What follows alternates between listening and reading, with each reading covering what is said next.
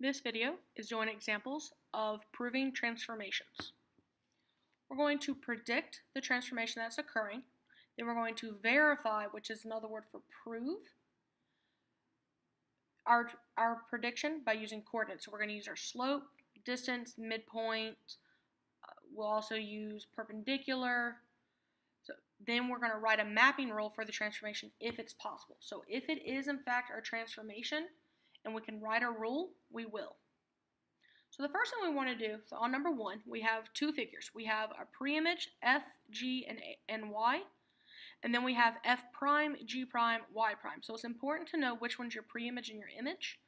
Our preimage is without the prime. Our image is with the prime. We have an x and a y.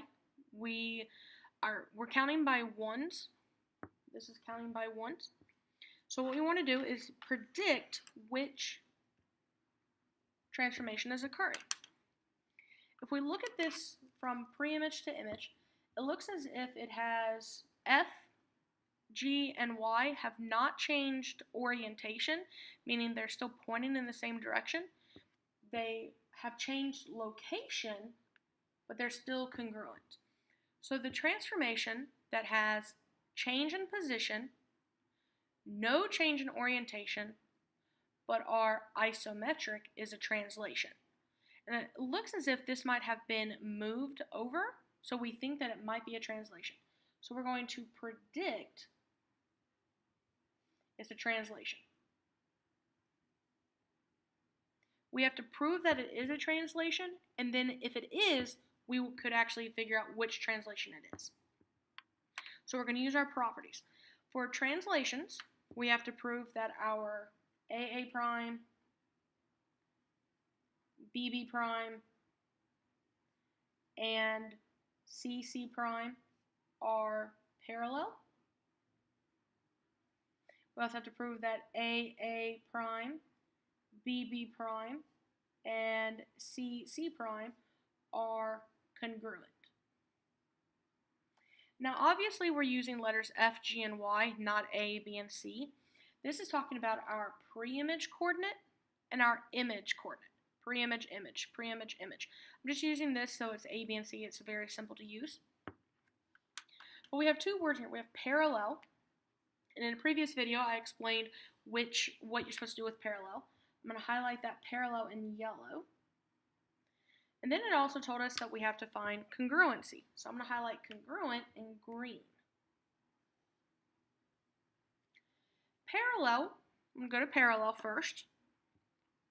We're going to prove the parallel part.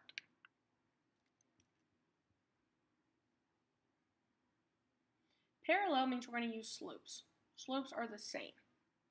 So I want to find the slope. So the m, slope is m from y equals mx plus b. So we're going to find the slope of f prime.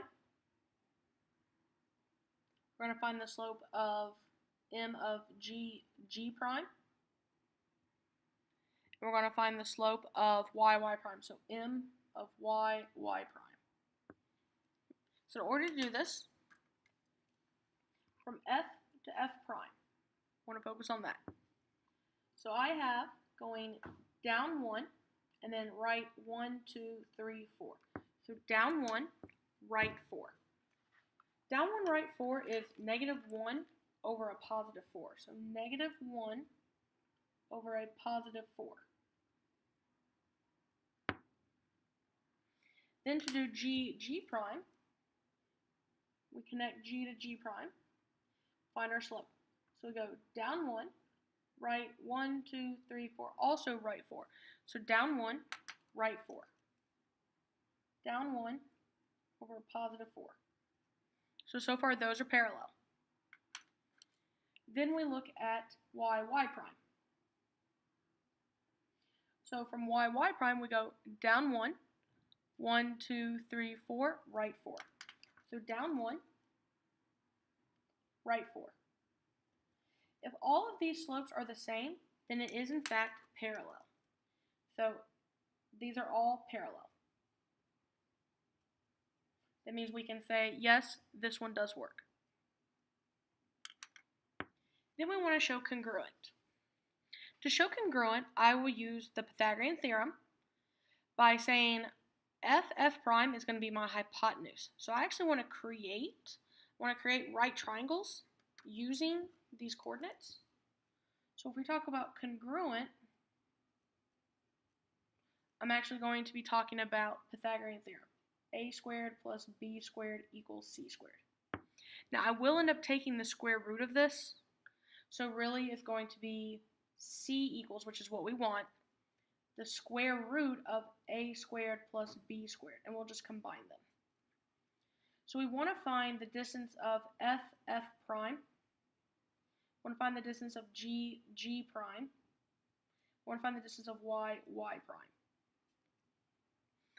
So using f prime as the hypotenuse, we can create right triangles because of these boxes. And again, this goes back from our slope. We had to go down 1 and then right 4. So that actually helps us with the Pythagorean theorem. Now this length right here is 1 box. This length was 4 boxes. So what we really have is the square root of 1 box, 1 squared, plus 4 boxes, which is 4 squared. And then we would just simplify this. So 1 squared is 1, 4 squared is 16. So this is really equal to the square root of 1 plus 16 is 17. Square root of 17. I don't need to simplify this right now or use a decimal. I just want to get square root of 17 for now. I want to check g prime as well. I'll do the same thing. So from g to g prime is my hypotenuse. So I create a right triangle. I have a 1. I have a 1, 2, 3, 4, a 4. So I have a 1 squared and a 4 squared, same amount. So I have the square root of 1 squared plus 4 squared. So 1 squared plus 4 squared is 17. So this is equal to the square root of 17. So far those are congruent. We have to make sure that the y prime also works as well. So from y to y prime, again going from our slope, also has a box of 1, and then has 1, 2, 3, 4 boxes. So again, we'll have the square root because we're simplifying it from the Pythagorean theorem. We will take the square root of this to get our answer. We have 1 squared plus 4 squared. Again, 1 squared plus 4 squared is 17, so we have the square root of 17. All of these values are the same, therefore these are congruent. That means that we can check off up here. So we have the properties are in fact true, so we do have a translation. Translation has been proven, so we can say it is in fact a translation. Now, to determine our mapping rule, that means that if it's a translation, there should be a rule for it. We can go from x, y, maps to. Now, from our pre-image to our image, x's go left and right. Now, we went right 4. Yes, we went down 1 and right 4, but we say the right 4 first because of the x's. So we had a positive 4, comma.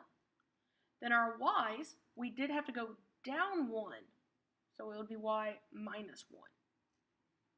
We have to show this before we can say our rule, but it is in fact a translation, and we have proven that it is a translation. I'll also do example 2. We're going to predict first, and then we're going to prove what our prediction is. So we're going to predict. Our prediction should be, if we look at this, we can see that they are the same size and same shape. It is changed position, but it has also changed orientation. And it looks as if it might be a reflection because it's no longer pointing in the same direction. And it didn't look like it rotated around. So this is more of a reflection. So it looks like it's reflection. And we can also kind of figure out what the line of reflection is, and we'll discuss that. We'll actually figure that out. So for reflection, we have to prove the properties for reflection. We have to prove that A prime, B prime, and C prime are parallel. We also have to prove that the line of reflection is the perpendicular bisector of AA prime, BB prime, and CC prime. Now, in this case, we do have E, D, P, and I. So obviously we're not using the exact same letters, but we're using the same properties. So parallel, when we see parallel, that means that we're finding their slopes. So I'm going to highlight parallel in yellow, just like I did on example 1. Now I have the word perpendicular, which I'm going to highlight in pink, because I have to prove perpendicular of something. And then I also have the word bisector, which I'm going to highlight in orange, because I have to find bisector. Now you do need to make sure you know what you're finding parallel of. We're doing A prime, BB prime, CC prime. So from the pre-image to the image. So we got to be careful about that. So on parallel, let's go ahead and focus on parallel. Let's come down here, parallel. Again, we're going to look at the slopes. So on this case, we want D prime. So M of D prime. We want to find the slope of E prime. We want to find the slope of P prime. We want to find the slope of I prime. Okay. So slope is rise over run. So D to D prime, we're not rising anything, so that's 0 over 5. Well, 0 over anything is going to be 0, so our slope is 0, because it's a horizontal line. E prime is going to be the same thing. P prime and I prime also are just horizontal lines, so those slopes will be 0. Therefore, these slopes, they are parallel. The lines are parallel. So we can check off on this first property that is in fact parallel. Then we want to go to this next property. It says the line of reflection is the perpendicular bisector of AA prime, BB prime, and CC prime. What you want to look for is which line does it look as if it is reflecting over. That goes with the bisector part. We want to find the middle of them. Once we find the middle, we can determine what our line is and then determine if it's perpendicular. So we go to bisect first. Bisector. Which is we need to use our midpoint. So for the midpoint of D prime, midpoint of E prime, and midpoint of P prime, and midpoint of I prime. We're going to find a coordinate.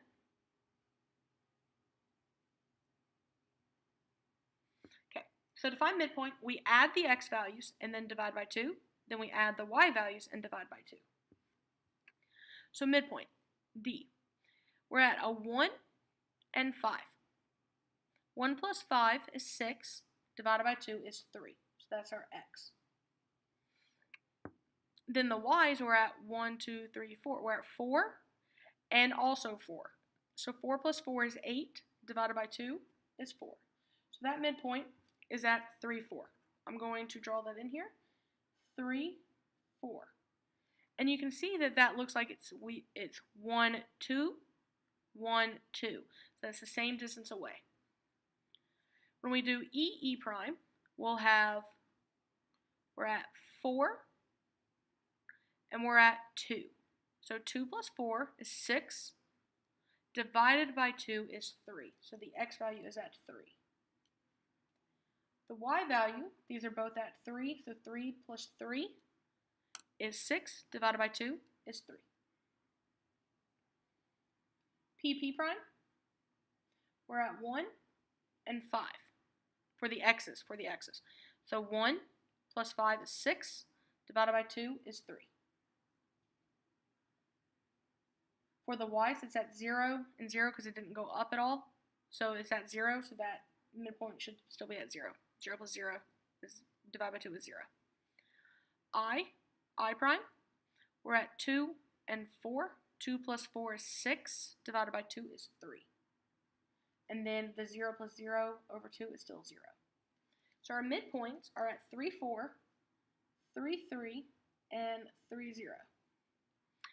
Now, if we were to draw a line through this, it would actually be just a vertical line. A vertical line. Now, what is the vertical line? If you look at all of your coordinates, they all have an x equals 3. That means that our line of reflection should be x equals 3. X equals 3. It does that line goes through all of the midpoints. So it does have a bisector. Because all of these coordinates have a line going through them. So it does bisect. And if we were to connect these, again, these are the midpoints. These are the midpoints of the DD prime, E prime, I prime, and PP prime. This line goes through all of the midpoints. So that's how you know it's a bisector. So we can check off on the bisector part. But we have to finally do the perpendicular. Perpendicular. What we have to show here is that the slope of line of reflection is perpendicular to the slopes of our A prime, etc.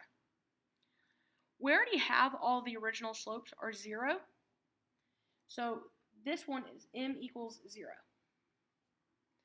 The slope of this vertical line, this line of reflection where the axis is symmetry, that slope is called undefined.